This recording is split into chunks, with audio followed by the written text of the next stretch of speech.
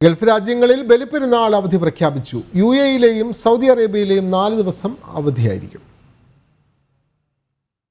UAE-യിലെ പൊതുമേഖലയിലെ ജീവനക്കാർക്കുള്ള ബലിപ്പെരുന്നാൾ അവധി പ്രഖ്യാപിച്ചു.